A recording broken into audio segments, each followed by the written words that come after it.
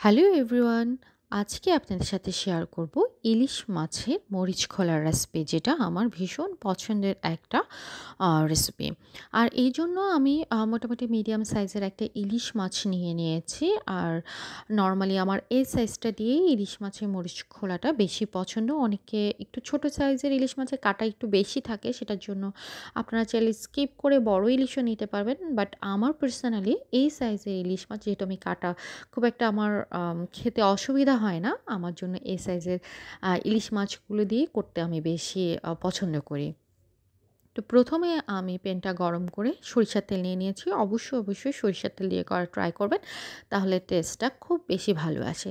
এরপর আমি ১ কাপের মতো পেঁয়াজ একটু তেলে ভেজে নিয়েছি। আর ২ স্পুন হচ্ছে রসুন দিচ্ছি। রসুনটা একটু বাড়তি দেওয়ার ট্রাই করবেন, তাহলে হচ্ছে টেস্টটা আমার কাছে মনে হয় যায় মরিচ খোলার সাথে রসুনটা ভালো যায়। এরপরে হচ্ছে লবণ দিয়েছি।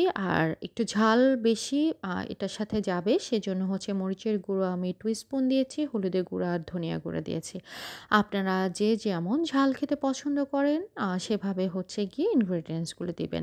আর আমি একটু করে গরম পানি দিয়ে হচ্ছে পুরো মশলাটা অনেকক্ষণ ধরে কষিয়ে নিব, যেন কাঁচা যে স্মেলটা আছে সেটা যেন চলে যায়। এরপরে মাছগুলোকে আমি ছোট সাইজের টুকরো করে নিয়েছি। নিয়ে আমি হচ্ছে গিয়ে এটাকে আবার ভালো করে কষাবো। তো নরমালি নোয়াখালীর যে আ আ ইলিশ মাছের মরিচ খোলাটা থাকে, সেটা হচ্ছে কলাপাতা দিয়েও করা হয়। হাতে মেখে কলাপাতা দিয়ে করা হয়। সেই রেসিপিটাও কিন্তু আমার আ পেইজে আছে। আপনারা যদি চান সেটা আমি আপনাদেরকে আ এই কমেন্টে আ লিঙ্কটা দিয়ে দিব।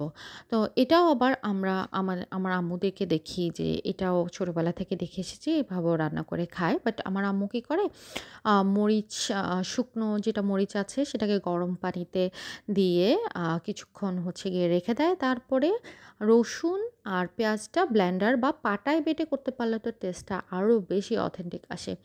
তো বা পাটাতে, যদি শিলপাটাতে বাটতে অসুবিধা হয়, ব্লেন্ডার করে সেম ওয়েতে রান্না করবেন, সেটাও আরও বেশি টেস্টি হয়। যেহেতু আমার হাতে সময় কম আর আমার খুব ইলিশ মাছের মরিচ কলাটা খেতে ইচ্ছে করছিল, তো আমি পরে একটু হচ্ছে কাঁচামরিচ দিয়ে আর ধনিয়া পাতা দিয়ে এটাকে আ একটু ঝোল রাখবো। আর আপনারা যে যেমন পছন্দ, একদম যদি শুকিয়ে ফেলতে চান সেভাবে শুকিয়ে ফেলবেন, বা একটু ঝোল রাখতে চাইলে, আমি আবার একটু ঝোল পছন্দ করে দেখে ঝোলটা রেখেছি।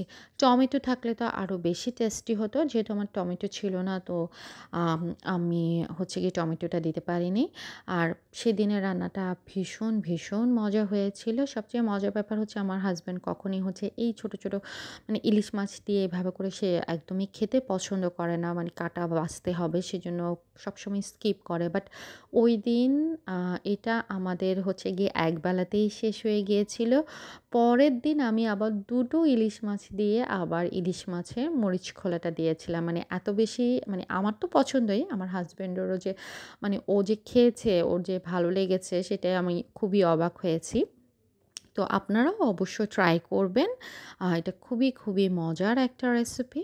That's enough for today. সবাই ভালো থাকবেন। আল্লাহ হাফেজ।